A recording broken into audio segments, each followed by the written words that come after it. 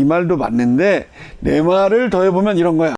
내 입의 주인공은 바로 너이죠. 어렵고 복잡한 입시를 쉽고 재미있게 풀어주기 위해 노력하는 이지유TV의 김세영입니다. 오늘도 제 옆에는 과제탐구 끝판왕 책 몇 세까지 나갔죠? 7세입니다. 7세까지 나간 책의 저자이신 이성훈 과제탐구 소장님께서 자리하셨습니다. 반갑습니다. 네, 반갑습니다. 네. 네, 자, 이성훈입니다. 네. 누구라고요? 이성훈입니다. 오늘은 어떤 또 좋은 말씀을 해주시기 위해 이 자리까지 오셨나요? 일단 주제는 이번 학기의 수행을 뭐 할 것인가라는 주제예요. 근데 이제 네. 그 주제가 너무 넓고 또 이게 애들이 이제 힘들어할 수 있으니 그것의 조언과 어떤 키워드를 주고자 이 자리에 왔습니다. 수행평가라고 하는 것이 학교에서는 약간 광범위하게 주는 경우가 되게 많아요. 그래서 너가 관심을 가진 주제에 대해서 뭐 조사해와라. 보통 이게 우리 과목과 연관지어서. 근데 교과서에 있는 내용이만 하면 괜찮아. 근데 교과서에서 출발을 해도 괜찮은 건지, 거기로 한정 지어야 하는 건지, 이런 것들이 좀 디테일하게 세팅되는 경우는 좀 적은 것 같아요. 그런데 대부분의 경우는 교과서에 있는 내용을 바탕으로 공부를 시작하고, 거기에서 시작해서 내가 관심 가진 분야로까지 끌어올리는 그것을 대학에서는 요구하고 있고, 그런데 학생들은 요즘에 너무 잘 되는 챗 GPT와 뭐 구글 바드, 제미나이 이런 것들의 도움을 받아서 피상적으로 실제로는 검색을 해봤더니 없는 정보들까지도 담아가는 사례가 종종 생기고 있는데요. 자, 그런 것들을 벗어나서 네가 관심 가진 주제를 어떻게 찾아내는지에 대한 원론적인 근본적인 접근을 오늘 이성훈 소장님께서 잘 소개해 주실 것 같습니다. 맞습니까? 제가 1시간 동안 열심히 떠들 얘기를 불과 2분 만에 평가자의 관점에서는 어떤 내용을 중요하게 여깁니까? 저희 답변은 네. 명사보다는 동사에 훨씬 더 집중할 것 같습니다. 명사보다 동사, 그러니까 어떤 주제가 아니라 네가 어떻게 했냐. 네. 좀 더 자세하게 설명 부탁드립니다. 예를 들어 2023학년도부터 한양대를 비롯해서 몇몇 대학들은 자신들의 서울평가에 대한 평가 항목을 어떤 체계적인 그림이나 마인드맵으로 설명해주고 있습니다. 특히 한양대의 경우를 좀 볼게요. 한양대는 이제 저 그림으로도 보이죠? 네. 요 자료 페이지 나가고 네. 있습니다. 네. 일단은 교과 활동과 창체 활동을 균형감 있게 평가해주고 있고요. 특히 교과 활동인 세특에서 비판적 사고 능력이나 창의적 사고 능력을 중요하게 평가합니다. 근데 이런 것들은 그냥 평소 땡땡에 관심 많아 무엇을 조사함, 이거로는 좀 전달력이 약하다고 생각을 해요. 그래서 이런 비판적 사고력이건 창의적 사고력이건, 그렇다면 이게 실제 학생부 종합 평가 항목에서 어떤 것과 연결이 되는지를 고민하는 그 노력이 필요할 것 같습니다. 그러니까 한양대학교를 비롯한 대부분의 대학에서 학생부 종합전형 또는 학생부 위주전형 평가 가이드북이라는 것을 발간합니다. 대학교 입학처에 가시면 거의 모든 대학에 다 잘 나와 있으니까요. 체크를 꼭 해보시도록 하시고, 한양대 같은 경우에는 특히 횡단 연계라는 것을 굉장히 강조를 처음부터 지금까지 계속 하고 있거든요. 자, 그 내용을 방금 말씀을 해주셨고요.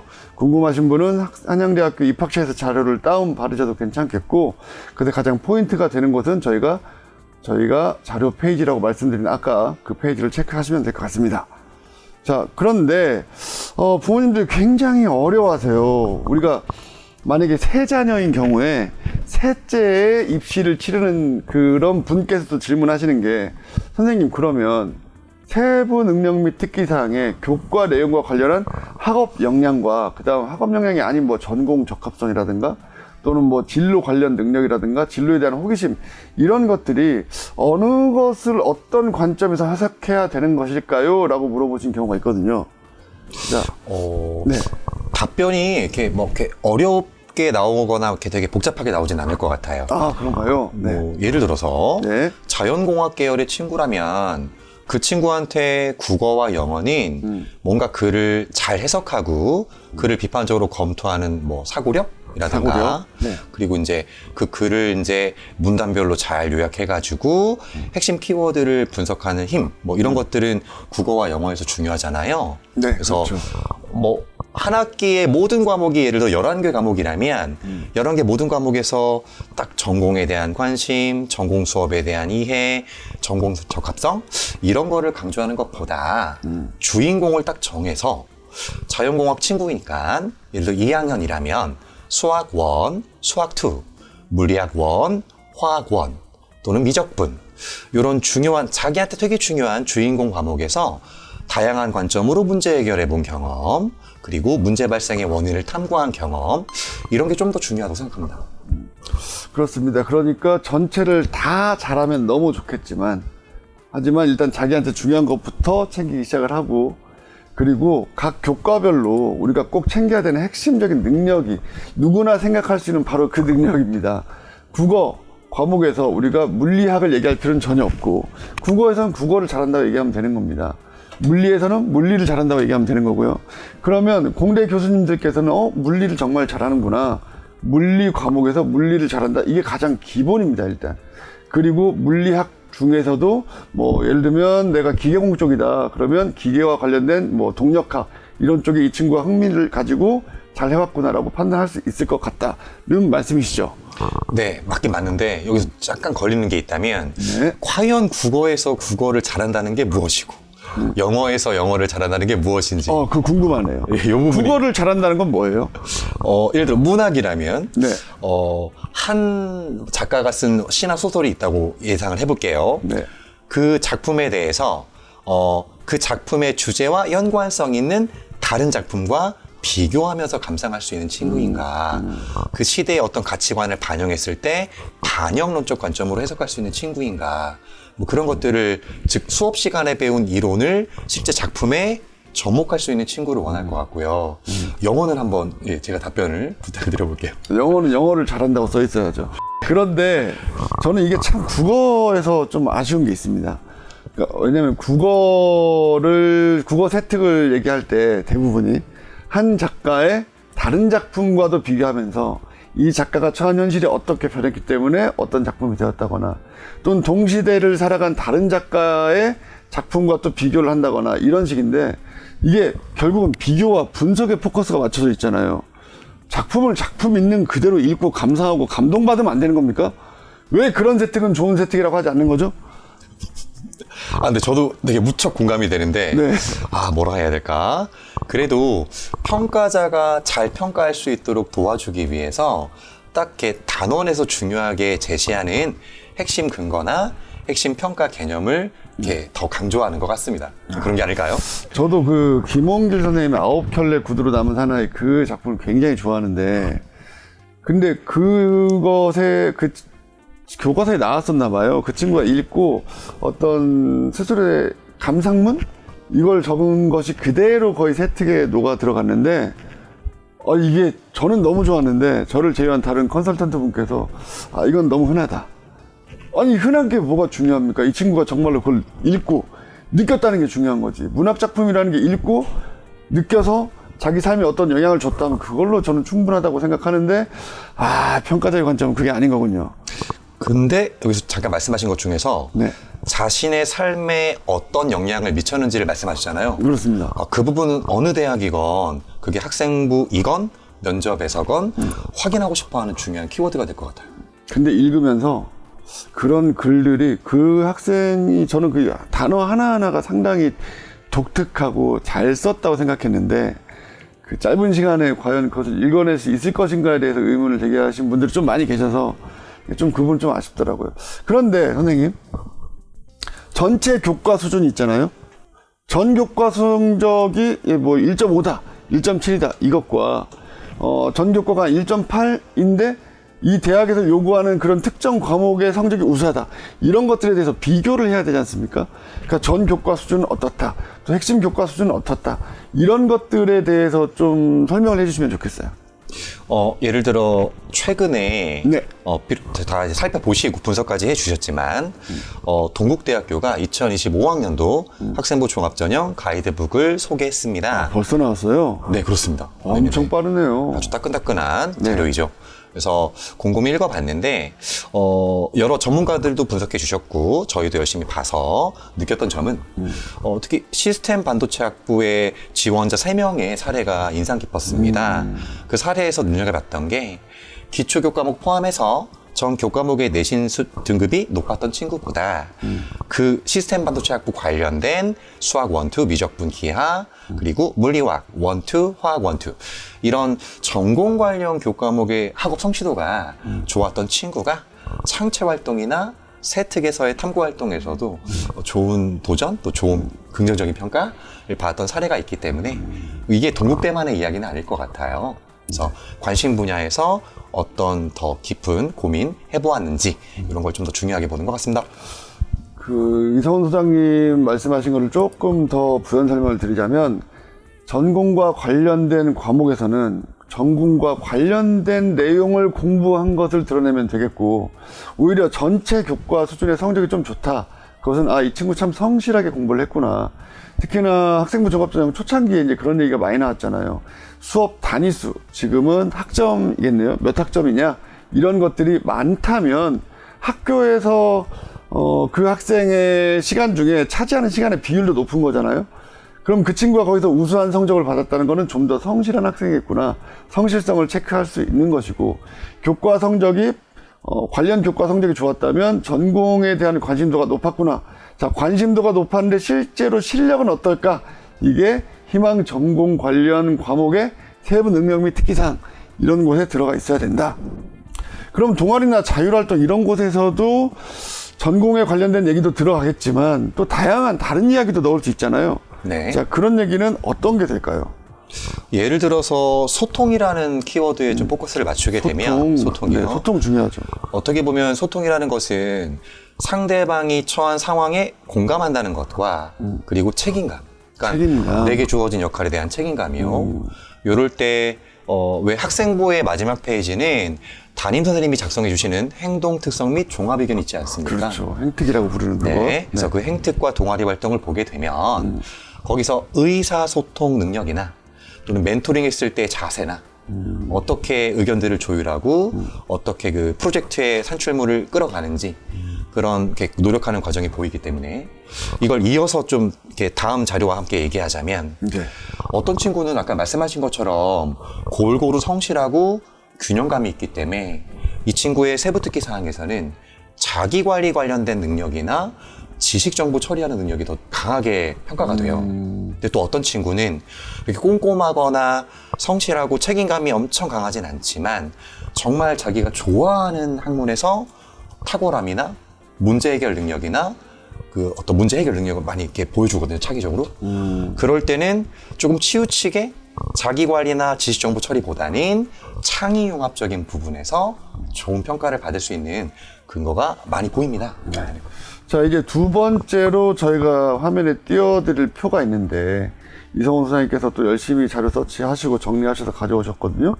그러니까 학생부 종합전형의 표준평가 지표가 있습니다. 학업 역량, 진로 역량, 공동체 역량 그 6개 대학의 공동연구 결과에 대한 내용들이 나오는데 학업 역량에서는 그러니까 아까 우리가 말씀드린 어떤 성실성 이런 것들은 저 뒤에 공동체 역량으로 내려가는 것이고 그러니까 성적이 우수하다라는 것도 성실성을 판가름할 수 있는 것이긴 한데요. 문제는 학업 역량에서 가장 중요하게 보는 것은 지식 정보를 어떻게 처리하는 것인가. 자료 괜찮네요. 그 다음 진로 역량에서 어떤 교과를 이수했냐 하는 것도 지식 정보 처리 역량이다. 자, 그러면 창의 융합 역량은 대체 무엇이냐? 탐구력. 탐구력은 교과 세특 부분에서 나오는 것이다. 이렇게 이해할 수 있을 것 같습니다. 이 표가 상당히 좋은데 표에 대해서 조금 더 설명 부탁드려도 되겠습니까? 우선은 네. 실제 아이들 특강 현장이나 아이들과의 어떤 토론 활동 또는 탐구 보고서 작성하는 그 과정을 많이 경험했을 때 느꼈던 점인데요. 진짜 아이들은 성향이 뚜렷하게 보이는 경우가 있습니다. 그러니까 뒤섞여 있는 친구들, 뭐 섞여 있다고 부르기도 하고 융합적이라고 부르기도 하는데 여기서 이제 융합이라는 말이 좀 위험하긴 하죠. 근데 어떤 친구는 정말 A나 B에 대해서 크게 거부감 없이 잘 수용하는 친구가 있는 반면 자기 주관이 뚜렷하기 때문에 나는 이걸 다 개념을 이해해야 그 다음 단계로 갈 수 있습니다 라든가 그래서 탐구보고서 수업을 하는 과정에서도 이 친구의 사고력은 자기 관리 중에서도 전공 교과에 대한 성취도이구나 또 이 친구의 강점은 탐구력에서도 지식, 즉 참고한 자료를 요약하는 능력이구나. 아니다, 이 친구는 요약은 잘 못하지만 탐구력에서 아이디어를 구체화하는 능력이 뛰어나구나. 이렇게 실제 아이들과의 소통을 통해서 아이들의 강점이 이 여기 표에 나와 있는 것들이 다르게 느껴지는 경우가 많았거든요. 그러니까 학생마다 가지고 있는 장점이 조금 다른데 네네. 그 자신의 장점을 어떻게 드러낼 것인가 라는 것도 학생부 어느 곳엔가는 있어야 될 것이고, 또 사실은 본인이 느끼고 있고 부모님께서도 보통 지적하시죠. 야, 너는 왜 자꾸 네 말만 하니? 이렇게 고집스러운 아이한테는 말씀하시기도 하고요. 네. 또는 저는 이것을 100% 이해하지 못했기 때문에 다음 걸 넘어갈 수가 없어요 라는 친구는 뭐 그런 거 있잖아요. 농구 슛 연습을 하는데 한 자리에서만 자유투 연습하는 친구가 있었어요. 그래서 너는 왜 여기서 계속 연습하고 있냐? 나는 이 자리를 마스터하고 옆자리로 옮길 것이다. 근데 전반적으로 공부를 하다 보면 다른 내용들이 요 내용을 또 이해시키는 경우도 있으니 설득을 하기도 하고 옆에 친구가.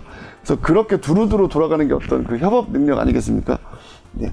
최근 들어서 학생들이 협업이 안 되는 경우가 굉장히 많아요. 대학에서도 고민이 많다고 하시더라고요. 와보면 우수하고 똑똑한 학생들인데 자기가 너무 똑똑하다고 생각하기 때문에 내 말이 옳아. 그래서 다른 친구의 의견을 받아들이지 않는 경우가 많고, 토론마저도 훈련돼서 오는 거죠. 맞아, 네 말도 맞는데 내 말을 더해보면 이런 거야. 아이고. 야, 라고 하는 그런 친구들. 정말로 우수한 친구가, 그러니까 이 친구가 우수한 게 아니라 이 친구가 말하는 것이 우수한 그 시점이라면 100% 수용할 줄 아는 것도 능력이다. 네, 그런 내용도 좀 들어갔으면 좋겠습니다. 아까 봤던 그 자료에서 네. 저희가 이제 그 다음 단계로 넘어가야 되잖아요. 네네. 어떤 게 좀 이렇게 여기서 제가 느끼고 해석을 했냐면, 혼자 개별적으로 해야 되는 수행평가 미션이 아이들한테 더 많구나.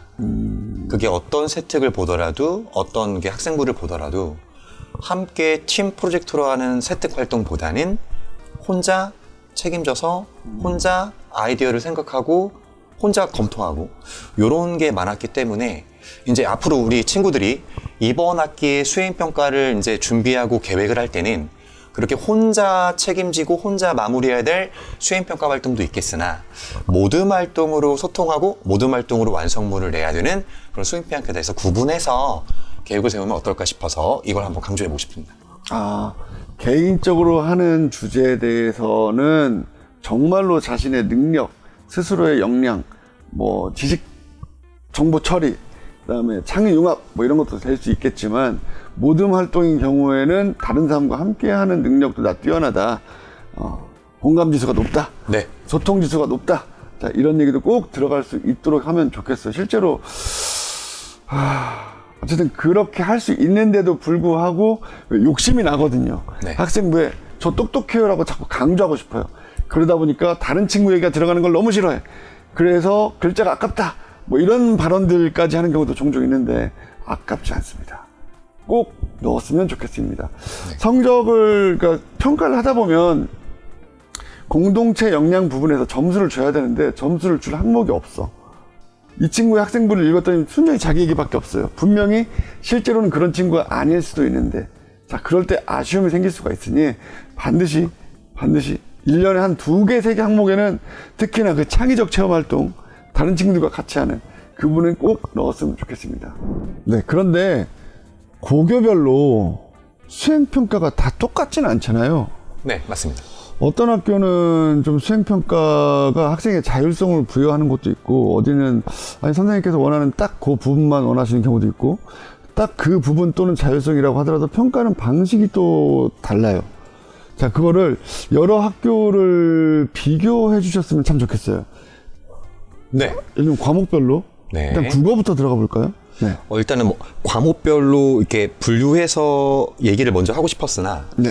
일단 포인트가 얼마 전에 이제 제가 이제 읽었던 글 또는 제가 이제 해석해가지고 나름 이렇게 정리했던 글이 좀 있었는데, 이런 답변이 있었어요. 최근 들어 우리 대학에 지원하는 학생들의 학생부에는 세부특기 사항 안에 독서 활동이 많이 보이더라.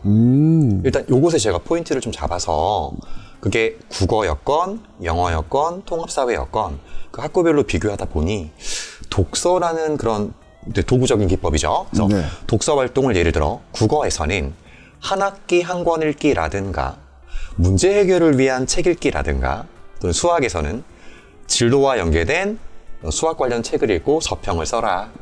이렇게 이제 독서 기반의 국어 수학 수행평가가 좀 많이 보였고요. 이런 수행평가들은 아까 앞에서 말했던 지식 정보 처리 능력 또 이제 자기 혼자 책임지는 그런 수행평가들이 좀 많은 반면 특이하게 통합사회 같은 것을 보면 환경 문제에 대한 논술문, 인권 문제와 해결 방안 이런 것들이 이제 혼자 하는 주로 개별적인 수행평가이겠지만 뭐 윤리적 탐구 프로젝트라든가 뭔가를 발표하기 위해 모든 별로 주제를 정하는 그런 활동들은 모든 활동들이 좀 눈에 띄었습니다.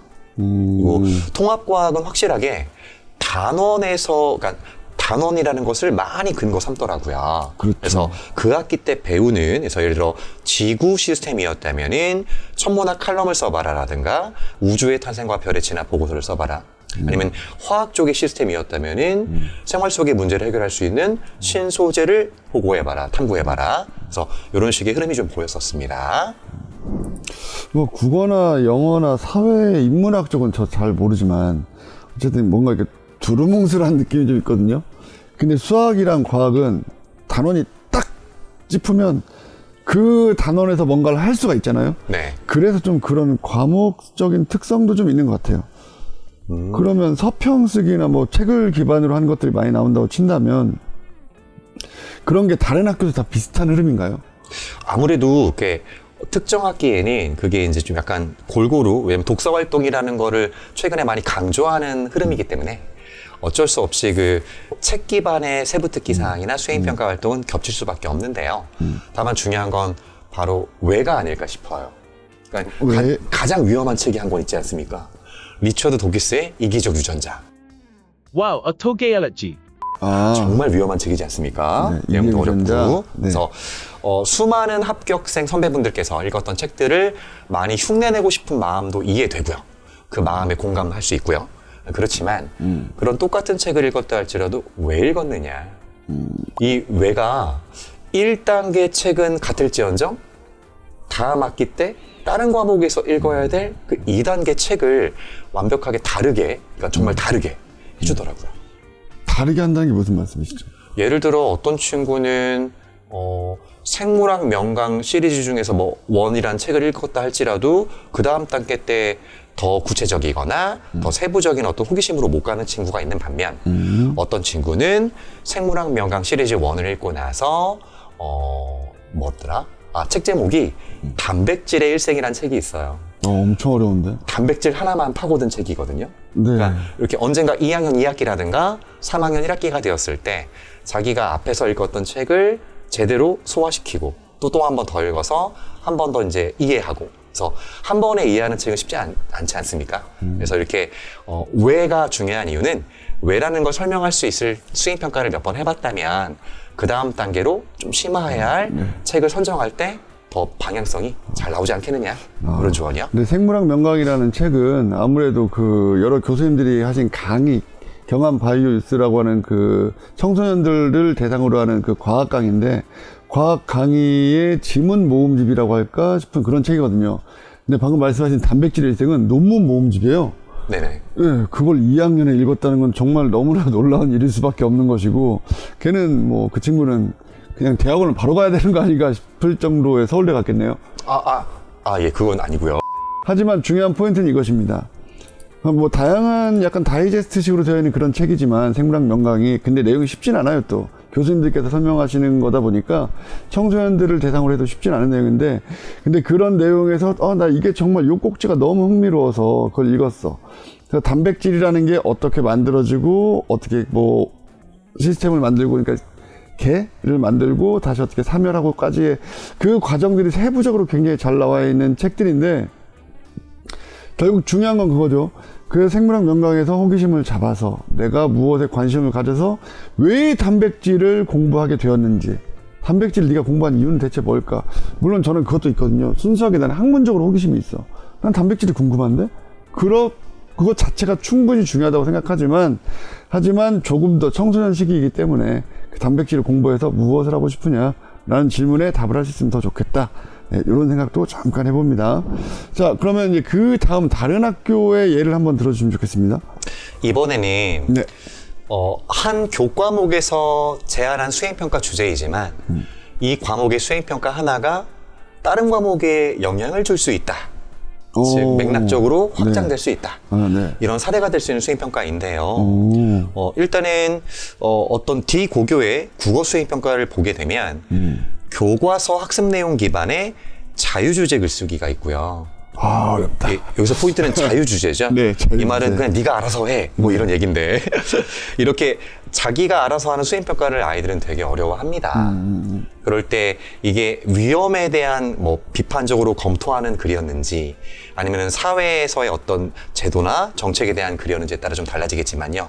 그럼 힌트가 무엇이냐? 바로 통합사회입니다. 통합사회의 시고교를 보시면 행복한 삶을 위한 정책을 제안하는 논술형 수행평가가 눈에 보이는데요. 여기서 이 행복.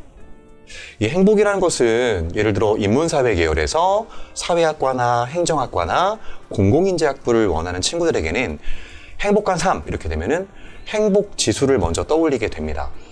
하지만 컴퓨터공학이나 또는 인공지능학과 또는 수많은 이제 화학공학, 물리 관련된 공학 이런 자연공학 계열 친구들은 행복한 삶 이게 좀 와닿지가 않고요. 그러니까 아주 작고 하찮은 문제라 할지라도 요 작은 문제 하나 해결했을 때 이 노인분들이 그러니까 치매에 걸리신 노인분들이 길을 안 잃어버릴 수 있게 해줄 수 있고 또는 어떤 시각장애인 친구가 음악을 들을 때라든가 도형을 봤을 때 이걸 도와줄 수 있는 태블릿 PC를 만들 수 있고 이렇게 작은 문제 하나를 해결했을 때 그 대상이 행복해질 수 있다. 이렇게 세부적으로 가거든요.